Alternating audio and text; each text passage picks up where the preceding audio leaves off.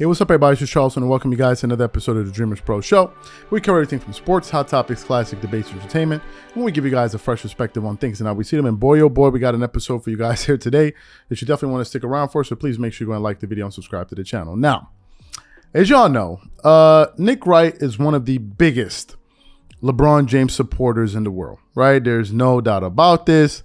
And he's just one of these supporters, man, Braun fans are pretty bold, right? Not only will they defend their favorite player, they may also trash your favorite player in the process, and Nick Wright does that all the time.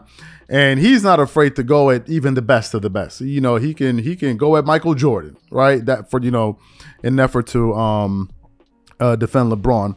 But Nick Wright was the first person I ever heard talking in sports media that ever said that at no point in time was Kobe Bryant ever the best player in the world. I had never heard, anyone say that. And at the time that he said that, I was like, wait, nobody's going to stop this? Like, is there anybody that's going to say something? Like, at all? Is anybody here that's going to speak up? Apparently not. Now, some people in the building, like NBA fans and, basketball heads, may be like, there's no way that Nick Wright actually says something like that. No. Nick Wright actually said that Kobe was never the best player in the world, and he used to go at Kobe very, very, very hard. So for those of you who missed Nick Wright actually saying that Kobe Bryant was never the best basketball player in the world and saying a whole bunch of other stuff about Kobe, take a listen to what Nick Wright had to say here about Kobe, and I'm going to come back and react to it. So take a listen to that. You're an alien. You're someone that's never watched basketball. You see LeBron, you say, okay, he's awesome. Whatever sport it is, he's awesome. He's supposed to win. And I saw you were talking about it. Charles Barkley says 9 in his top 7. With respect to Charles, who's the funniest person on television, he's bordering on not being taken seriously anymore. I'm sorry. Like, you have Kobe and Duncan ahead of him. Can we agree that since LeBron took the Cavs to the finals in 2007, he's been the best player in basketball? Not even close. That's a 9-year run. So when were Kobe and Duncan the best players in the league? Kobe was, you could make an argument. Kobe was never the best player in the league. And the only argument is like maybe from like if Shaq, it went Jordan to Shaq, and if Shaq stopped being the best player in 2004, then maybe Kobe and Duncan split 2005 and 2006. Maybe. And you're going to say Kobe's better than LeBron? Here's what LeBron has on Kobe. Regular season and postseason. Averages more points, averages more rebounds, averages more assists, more steals, more blocks. Oh, yeah, and he shoots a higher percentage. Oh, yeah, and he's been the best player on 3 championship teams. Kobe's been the best player twice. Like, let's stop. That debate is over forever. LeBron could quit basketball right now and go be Trump's vice president. That's why he's jealous of LeBron, because LeBron didn't have to get to 5 titles for the discussion to start. It started with the 3rd title. And listen, Kobe could never be considered the greatest player ever because Kobe's a worse version of a player we've seen. He's just a slightly worse version of Michael Jordan. Period, point blank. Like, the reason LeBron can be considered the greatest player ever is we've never quite seen someone like LeBron. LeBron isn't trying to be Jordan like Kobe was. LeBron is more Magic, but he's not trying to be Magic. Magic didn't score or defend at near the level LeBron did. But Kobe, you can say this is Kobe's example of on a job interview. What's your biggest weakness? I'm too hard of a worker, I suppose. But it's totally disingenuous. And it's historically inaccurate. A guy that only cares about winning championships makes it work with Shaq. Because the year he left you, he was second in the MVP. And 2 years after he left you, he won a championship. And 3 years after he left you, you demanded a trade because your team was such trash without it. That's where Kobe engages in some of the most intellectually dishonest revisionist history you are going to find. Where Kobe says the only thing that ever mattered to me my entire career was championships. Well, yeah, except for the time that you made the Lakers pick between you and Shaq. When Shaq was the best player in the world. When the year after they chose you over Shaq, Shaq finished second in the MVP. And the year after that, he won a title. What were you doing those 2 years? Well, you were so focused on championships, you missed the playoffs in 2005. In 2006, you blew a 3-1 lead in the first round.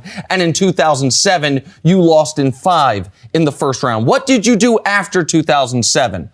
Oh, you demanded a trade on Stephen A. Smith's radio show. You then found some goofballs in a parking lot and on video trashed your teammates Andrew Bynum, your GM Mitch Kupchak for not making a trade. Like all those things happened. We all remember those things happening. So you heard it for yourself, right? And Colin Cowherd, Colin Cowherd was up there agreeing with him. Like, I couldn't even believe it. Believe it or not, there are people out there that actually thought, and these are supposed to be people that actually watched the NBA play, like the NBA during the time that Kobe and these guys were playing. But here's where he loses me and a bunch of other people that support Kobe Bryant and a bunch of other people that watch basketball. Like, listen, from about the year 2002 to about the year 2012, an argument could be made that Kobe Bryant was the best player within that time span. Some people say, no, he wasn't. He probably was. Why? Because in that time span, Kobe Bryant basically averaged 30 points for about 10 straight years. And he made about 80% of all the all NBA first selections for his position. Kobe Bryant made about 8 all first defensive teams in that time span. So to me, I always thought it was obvious. Like, even when I was watching the Redeem Team doc, like when Coach K said back in 2007 that we wanted the best player in the world at the time, I thought that was pretty obvious. Like, I didn't think that was a big, like, I didn't think he was making news when he said that. Or even when they asked LeBron in 2009, who's the best player in the world? He said Kobe was the best player. So to me, it was never like a big surprise. So when I heard Nick Wright come out there and say that, I'm like, what basketball was this guy ever watching? Like, where is he even getting this from? Now, here's my thoughts on this. I think that, listen, in order for these guys to be able to put LeBron on Jordan's level, they needed to get one person out of the way. And the obvious person was Kobe Bryant. You couldn't even start that. That's why one of the reasons why they used to ask Charles Barkley about, he's like, no, like, where's Kobe? Like, what y'all acting like Kobe Bryant didn't play basketball, right? Charles Barkley refused to do that, but they knew, these guys in the media, that, listen, the only way we can get Kobe out of the way, the only way we can create this space for Jordan, we got to get Kobe out of the way. He was the main one. So he was the one that they really had to disrespect, right? He was the one that they really had to go after, right? But we here, at least on this platform, we're trying to give a different view from these, from the sack huggers out there that wake up in the morning and all they talk about is, LeBron. Like, there are other people out there that feel otherwise, and there are other people out there that are going to say no. Like, no, he was the best player in the NBA for a long time. And maybe some NBA fans were not aware of it. Maybe they were not watching the NBA around that time. But no, right? If you ask most NBA players, all of them will tell you that. Now, what I believe has happened is a lot of these guys are starting to say otherwise because they don't want to go against the narrative. That's just the reality. Like, if you listen to these guys 5 years ago, and you listen to them now, they're saying a different thing. Why? Because they have to, they don't want to go against the narratives. But in my opinion, they all know. So these are my thoughts and opinions on this. What do you? And finally, before I let you guys go, just to show you how much of a clown that Nick was, he said that he was a worse version of Jordan. That's what he called Kobe, a worse version, instead of saying he wasn't as good as So Nick, if Kobe was a worse version of Jordan, then LeBron is a worse player than Jordan. See how that sounds? See how disrespectful that sounds? Whatever you guys think, leave it in the comment section. We catch you all in the next episode. Peace.